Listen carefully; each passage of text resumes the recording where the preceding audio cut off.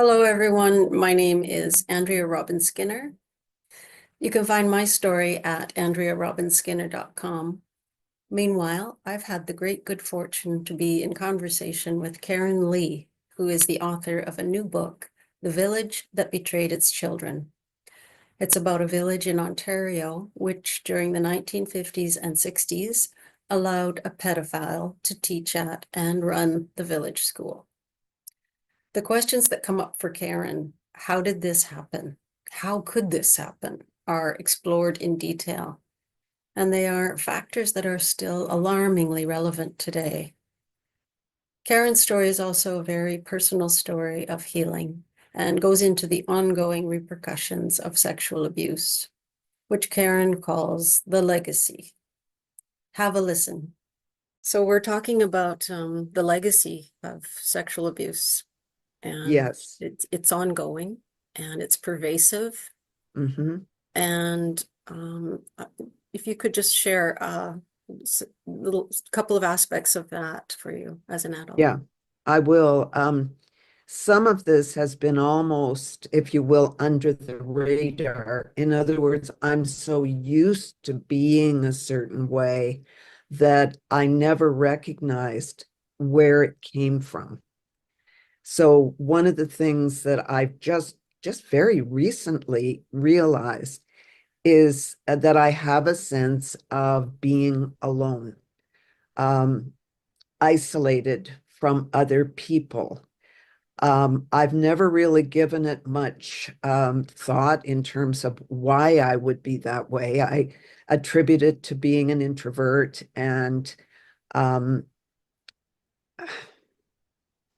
but now I can see that part of it was training, if you will, from a very early age to not say anything, not draw attention to myself, because of both my parents and the situation I was in the country school with a pedophile teacher.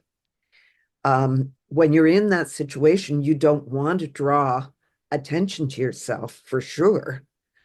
Um, but also, I felt I couldn't share this aspect of my life with anyone, or they would judge me. Right. They would think I was the bad person, Mhm. that I carried this around with me, that I wasn't good. Mhm. Um, and so why would anybody want to be friends with me? Yes, I And had the feeling of bringing the ugly into the conversation. exactly. Yes. Yeah. And I had that experience when I was taking an English course at university here in Calgary. The instructor said to write a short piece on something we've never divulged to anyone. So I wrote a short piece on being molested at my elementary school. And I guess it caught the professor off guard because she just looked at me and basically ignored what I said, kind of said, "Oh, that's too bad. Who's the next person?" And so I knew right that I felt like I was turning crimson red. Like, look at me, I'm the spotlight.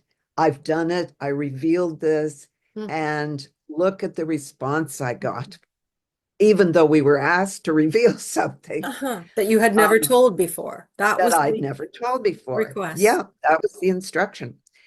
And so from that moment on, I have never, ever said anything to anybody until um, very recently, just before I started writing my book, because I realized that this was a huge issue, that there was this aspect of my life that if I revealed it, Mhm. would label me as strange or weird or guilty or shameful. Um, and so I better not reveal that. And it's taken 70 years for me to come out and write this um, so openly. Um, I, I want to say I thank you so very much for sharing so openly. It's hugely nourishing to hear. It links right in with one of our themes, which is the sense that there become layers of shutting you down. Like the abuse itself only gives you this seed of doubt about your worth. But then it's all the responses that come after when you disclose that Mhm. confirm you are worthless. And then you are dealing with something huge and all Yes. encompassing. And I absolutely relate to the isolation. I struggle with that every day. Yeah. Yeah. Mhm. Just want And to it's, thank you. And sorry, go ahead if you have more. well, no, eh, you would think at 75, I would have covered or examined all of the aspects of the legacy of those events in my early childhood, but I really hadn't looked at the issue of isolation. I just have been living it Yes. and thought I was a difficult person or yeah, yeah, there was something the matter with me. Um, but I didn't directly connect it until very recently to those early childhood experiences. Yeah. So it has come into your consciousness, and until it's in the consciousness, it's driving our life, and we have no clue. It's in the blind spot. Yeah, It's at the deepest exactly. layer of our being, and I've definitely wrestled with this kind of introversion version that is maybe natural to somebody who's contemplative and an artist, um, and wondering, where is it my temperament and where is it damage that continues to, I don't know the line. I still don't know. And how much of our temperament has been driven by those early experiences, so that it's become part of our personality. Mhm. Um, yeah, yeah. Yes, yes, And even to the point where when somebody would say, and I've had it said, "Oh, you're really a wonderful person." I I couldn't figure out where they were coming from. Like, who are they talking about? yes, Um, that's another yeah, defense. It's too risky to take that in at some point. It's too absolutely. Yeah. dangerous. It leaves you Yes. open to hurt. Have you found that the normally buried story of your childhood rose up to be seen by you consciously at times in your life when you had the resources and felt the safety to handle them? Or did they come up just when they felt like it and you were suddenly ambushed? Or both? I would say it was, yeah, I would say it was more the ambush. Even though I spent long periods of time in therapy here in Calgary and then in England, I never discussed in depth what happened as a child. Most of the therapy, certainly the early therapy, was about dealing with my um, abusive husband.